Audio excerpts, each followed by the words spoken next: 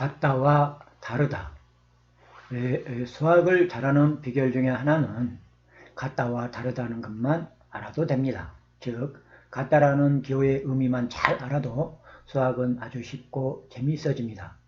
수학은 어떻게 보면은 같은 것과 다른 것을 찾는 학문이라고 말할 수도 있기 때문입니다.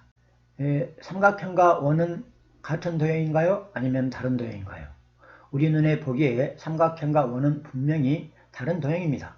하지만 유상수학자라고 하는 분들은 점들의 연결선만 주목해서 삼각형과 원을 같은 도형으로 간주해 버립니다.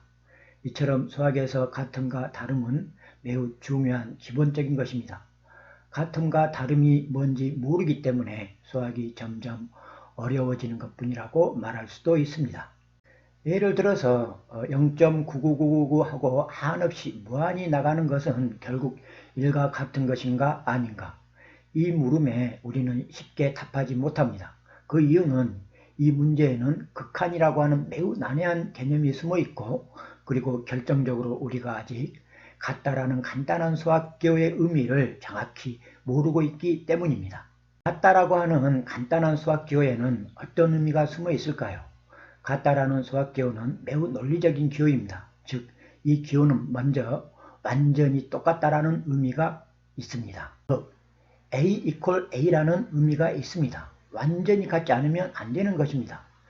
이 의미로만 보면 0.9999는 결코 1이 아닙니다. 0.9999가 아무리 계속된다 해도 여전히 1보다는 아주 조금이라도 작기 때문에 수학자라고 하는 사람들은 아주 고집이 센 논리적인 사람들로서 아무리 사소한 것이라도 결코 인정해주지 않고 다르다고 박박 우깁니다. 그래서 같다라는 수학기호의 두 번째 의미가 필요해집니다. 예를 들어서 1 플러스 1과 2는 그 겉모습이 다릅니다. 하지만 그 크기, 양은 결과적으로 같기 때문에 같다고 표현합니다. 그래서 1 플러스 1은 2라고 표현합니다.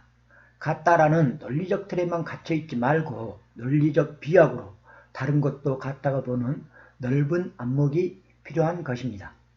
즉 0.999도 그 겉모습은 비록 1과 다르지만 0.999의 극한값은 1과 똑같은 크기가 된다는 의미입니다.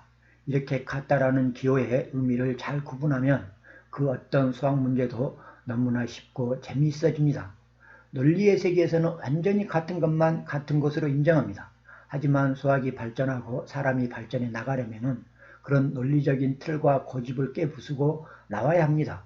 비록 겉모습은 다르지만 같은 점을 찾아내어서 같다고 할 때 우리 인류는 한 걸음 앞으로 나아갈 수 있는 것입니다.